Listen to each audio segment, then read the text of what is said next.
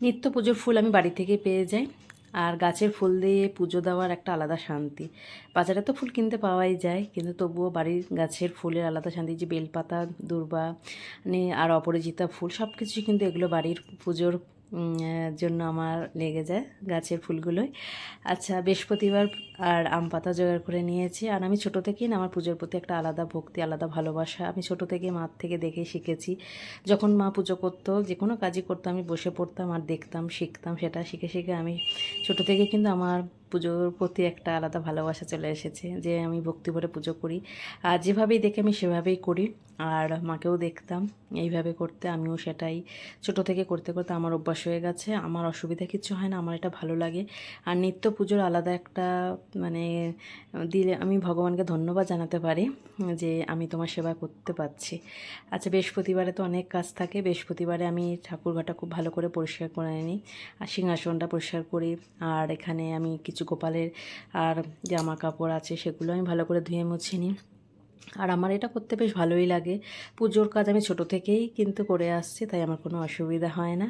আর ছোটোবেলায় সরস্বতী পুজোর সময় আমি কিন্তু ভোরবেলায় উঠতাম আগে, আর উঠে আমি সমস্ত কিছু করতাম, সমস্ত পুজোর জোগাড় করতাম। মা মা দেখতো, বলতো তুই দেখে দেখে অনেক কিছু শিখে গেছিস। তো আমার এটাই ভালো লাগে যে আমি মন মন থেকে পুজো করলে কী হয় বলো তো, আলাদা একটা শান্তি পাওয়া যায়। হ্যাঁ, যে করতে হবে বলে করছি সেটা না, এটা আমার মানে ভালোবাসা থেকে করি, ভক্তি থেকে করি। মনের ভক্তিটাই হচ্ছে আলাদা। আর তোমার হচ্ছে যে যার মতন করে পুজো করে ভগবানকে, আর আমি আমার মতন করে করছি। জানি না তোমরা তোমাদের মতন করে করো। যাই হোক, বৃহস্পতিবার লক্ষ্মীবার, শুভ লক্ষ্মীবার, আর এই দিন তো ঘট সবাই পাতো। আর আমিও আমার পুজোটা সকাল সকাল কিন্তু সেরে নিই। আর এই যে ধুনোর গন্ধ, এটা কিন্তু আমার ভীষণ ভালো লাগে। আর এটা আমি মনে করি আমার কাছে সবথেকে দামি পারফিউম। সব মানে এত সুন্দর গন্ধ, ধুনোর গন্ধ। আমি পুজো দিলেই আমি ধুনোটা দেবই। আর তোমার হচ্ছে আমি ছোটোবেলায় না, আমি পুজো সন্ধেবেলা হলে আমি ধুনোটা ধরাতাম। এই গন্ধটা যে কী দারুণ, মানে কী বলবো, এই গন্ধর সঙ্গে কারোর তুলনা করা যায় না, কোনো কিছুর গন্ধ তুলনা হয় না। এটা সব থেকে দামি, এত সুন্দর, মানে কী বলবো, এটা আমার কাছে অনেক অনেক ভালো লাগা। এই জন্য আমি প্রতিদিন আমি একটু ধুনো দেবই। আর আমার গোপাল সেবাও আমি করে নিলাম। গপু তো খুবই খুশি। গপুকে সকাল সকাল আমি দেখো সাদা ফুলে একদম পুরো ঢেকে দিচ্ছি। আচ্ছা, আজকে আমি ভোগে দিয়েছিলাম কি, দেখতেই পাচ্ছ, চিড়েকলা বাতাসা। বৃহস্পতিবার দিন আমি বেশিরভাগই এটা দিই। এরপরে আজকেও কিন্তু নিরামিষ রান্না। আজকে করবো ধোকার ডালনা। আলুটা আগে ভেজে নিয়েছি, আর ধোকাগুলো ভেজে নিলাম। আজকে করেছি কেনা ধোকা দিয়ে। আজকে আর ছোলার ডাল বেটে বাড়িতে যেটা করি সেটা এভাবে করিনি। আলু ভাজা হয়ে গেছে, ধোকাগুলো ভাজা হয়ে গেছে। তেলের মধ্যে একটু জিরে ফোড়ন আর গোটা গরম মশলা ফোড়ন দিয়ে আদা জিরে কাঁচা লঙ্কা বাটা দিয়ে দিয়েছি। আর নিরামিষ রান্না খেতে বেশ ভালোই লাগে। নিরামিষ দিনে ধোকা পনির এসব হলে কিন্তু বেশ ভালোই হয়।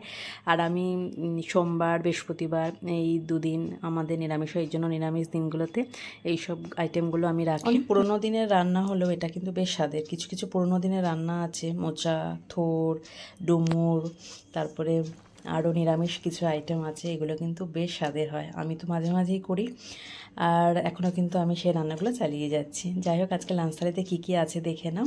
আমি নিম পাতা রেখেছি, নিম পাতা ভাজা আমার খুব ভালো লাগে। ঘি দিয়ে নিম পাতাও ভাজা ভালো লাগে, নিম পাতা ভেজে আলু মাখাটাও বেশ ভালো লাগে, নিম বেগুন ভালো লাগে। তাই ভাতের পাতা আমি একটু তিতো হলে আমার বেশ ভালো লাগে। এই জন্যে আমি আজকে নিম পাতা দিয়ে আলু দিয়ে মেখে রেখেছি। আর টক ডাল আছে, ধোকার ডাল না, পটল ভাজা, একদম সিম্পল। লাঞ্চ করতে করতে দেখি বৃষ্টি শুরু হয়ে গেছে, ভীষণ বৃষ্টি হয়েছে, শিলাবৃষ্টি। আর কদিন ধরে বৃষ্টি চলছে, মেঘলা হচ্ছে। তো আজকে মানে বৃহস্পতিবার ভালো বৃষ্টি হয়েছে। যাই হোক, তোমরা সবাই খুব ভালো থেকো, সুস্থ থেকো। আবার দেখা হবে তোমাদের সাথে অন্য গল্প নিয়ে। সবাইকে টাটা।